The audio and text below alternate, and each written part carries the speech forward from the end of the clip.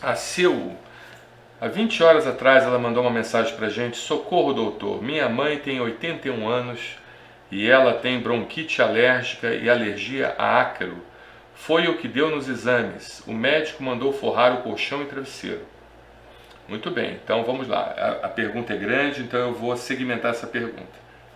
O médico mandou forrar o colchão e travesseiro, ou seja, isso não precisa de uma consulta médica, né, para você entender que a forração do colchão e do travesseiro, ou seja, o controle ambiental, é extremamente importante. Tá? Então a gente vai dar algumas explicações do que é controle ambiental, até porque todos devem fazer isso, principalmente aqueles que vivem em grandes cidades. Retirar tapete, cortina, carpete, edredom, bicho de pelúcia, ou seja, tudo aquilo que acumula poeira e principalmente, o mais importante, forrar colchão e travesseiro. Então o médico acertou na mosca, forrar colchão e travesseiro com material impermeável do tipo Napa ou PVC, envoltório completo. Isso é muito importante que seja feito, porque no colchão e travesseiro é o lugar que mais tem pele descamada, e nós sabemos que a pele descamada ela serve de alimento para o ácaro. O ácaro ele se multiplica se alimentando da pele descamada, que é descamada e entranhada no colchão. Ela entranha naquela estrutura e faz realmente uma grande fábrica de ácaros e de mofo também. Então, se você não fizer uma barreira impermeável entre o seu nariz e o colchão e travesseiro, ou seja, uma napa, um plástico, um PVC, alguma coisa que faça um bloqueio total entre o colchão e o travesseiro, você vai piorar muito da sua alergia, até porque você passa 8 horas por dia sob o colchão e travesseiro e com o nariz colado, colado no colchão e travesseiro. Então, ninguém faz isso no tapete da casa, ninguém faz isso na cortina, mas no colchão e travesseiro a gente faz. Então, extremamente importante e pertinente essa conduta do colega. Todo paciente alérgico, ou não alérgico também, até com medida preventiva, deveria forrar colchão e travesseiro com material impermeável. Essa é a minha opinião. Vamos lá. Aí ela falou o seguinte: passou alguns remédios, minha preocupação é com esse remédio, porque minha mãe é hipertensa e ela está usando muito remédio, muita bombinha. Eu tenho medo que esse remédio faça mal para outras coisas. No exame de raio-x também mostrou um pouco de enfisema pulmonar, pois ela já fumou muitos anos. Doutor, será que não existe algo mais natural para fazer o tratamento, que não sacrifique tanto o organismo dela com esses remédios de farmácia? Ela tosse muito, às vezes nem dorme direito de tanto tossir. Quando o tempo muda é pior ainda. Obrigada pela atenção. Muito obrigado, Sil, pela sua pergunta. Então, olha, só pelo início da frase, pelo início do texto que você colocou, eu já digo que o médico é competente, tá? Não tem o que negar. A primeira coisa que ele mandou você fazer é o controle ambiental. A gente já entra no consultório, se o médico manda fazer isso, a gente já entrou com o pé direito naquele consultório, tá? Agora, em relação à medicação para asma, as medicações inalatórias, elas têm um efeito sistêmico, ou seja, um efeito no corpo inteiro muito pequeno, tá? Quando você faz uso da medicação inalatória, principalmente o corticoide inalatório, a gente quando fala o nome de corticoide, cortisona, as pessoas ficam assustadas com isso, né? Ah, cortisona engorda. Não engorda, não faz nada disso, desde que ele seja feito por via inalatória. Porque o corticoide que faz mal e que realmente não deve ser usado durante muito tempo, somente com a indicação do médico, é o corticoide injetável e oral. Essas medicações salvam vidas, são muito importantes, mas elas devem ser feitas com muita parcimônia e com uma indicação muito restrita do médico. Agora, o corticoide inalatório, não. O corticoide inalatório, que são os remédios, as chamadas bombinhas, né? E os broncodilatadores também, os chamados broncodilatadores de longa duração, eles são muito seguros, não há problema você fazer, até porque aquela medicação ela praticamente fica no pulmão e ela faz muito pouco efeito no corpo, quase nada.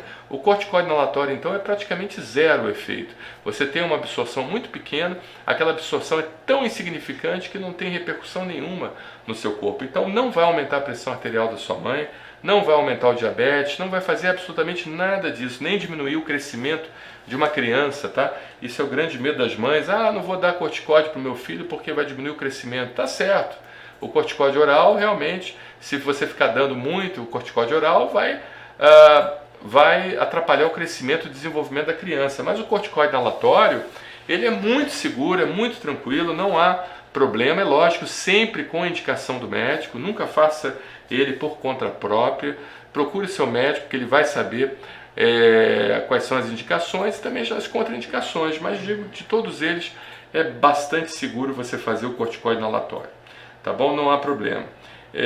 O que você fala mais? Eu tenho medo que esse remédio faça mal para outras coisas. Então, exatamente como eu havia falado, não aumenta a pressão arterial, nem diabetes, nada disso, desde que você faça com a indicação do médico e você vai retirando o broncodilatador e aos poucos e também diminuindo a concentração de corticoide inalatório com o tempo, a partir do momento que você vai fazendo espirometrias seriadas. Então, se você tem uma asma, você deve fazer a medicação. Essa medicação ela deve ser acompanhada com visitas aos médicos e, se possível, fazer espirometrias seriadas, sempre fazendo espirometria, que é aquele exame do sopro, é o exame do teste da prova de função pulmonar. É muito importante porque a gente tem como diminuir a quantidade, principalmente do broncodilatador de longa duração. Não que ele faça mal se você usar muito tempo, mas o organismo acostuma e desenvolve um fenômeno chamado taquifilaxia. Então, esse fenômeno faz com que os receptores do broncodilatador eles diminuam no seu brônquio, então você acaba acostumando com o remédio. Então, é importante, melhorou, está tendo um incremento da melhora, você vai diminuindo aos poucos, o médico ele vai diminuindo aos poucos o uso do broncodilatador, até chegar somente no corticoide inalatório, né, se possível for, e manter bastante tempo com o corticoide inalatório para tirar o processo inflamatório do pulmão. Lembrando que um paciente com asma, ele sofre um fenômeno, um problema muito grave chamado remodelamento brônquico. O que é o remodelamento brônquico? É quando o tecido do brônquio ele é substituído por tecido cicatricial, tá? Então, se você pega, um exemplo, se você pega a sua pele e você se corta, aquele corte ele vai virar um queloide, vai virar uma cicatriz, que a gente chama de queloide, e a gente sabe que aquela cicatriz ela tem uma densidade maior do que a pele, não é verdade? Então, quando você palpa a cicatriz, você sente mais durinho, uma densidade maior do que a pele. Isso acontece também no pulmão. A partir do momento que o pulmão ele sofre processos inflamatórios crônicos, de muito tempo, sempre passando mal, sempre com falta de ar, inflamado aquele pulmão, chiando, ou seja, tendo uma qualidade de vida ruim, aquele brônquio do pulmão, que é a estrutura que leva o ar do meio ambiente para os alvéolos, aquele brônquio ele fica muito endurecido, ele fica muito enrijecido e você acaba tendo uma diminuição da expansão pulmonar e o paciente acaba tendo uma restrição pulmonar. Então ele não tem somente uma obstrução, mas ele acaba tendo uma restrição por diminuição da capacidade elástica do pulmão, ele não expande adequadamente. Então você precisa evitar o remodelamento brônquico. Certamente, eu digo isso com certeza, o uso da medicação inalatória para o tratamento da asma, ela salva vidas quando você faz ela precocemente, porque você diminui esse remodelamento brônquico, você diminui a capacidade do seu brônquio virar uma grande cicatriz e, consequentemente, dele perder a elasticidade pulmonar e não conseguir se expandir adequadamente, tá? Então, por favor, não deixe de fazer isso. Esse enfisema vai piorar se não fizer a medicação. Siga direitinho as orientações do médico. E só pelo primeiro relato que você falou aqui, já vejo que é um colega aqui, nota 10, tá bom? Muito obrigado aí pela sua atenção, agradeço muito o seu compartilhamento aqui e a interação.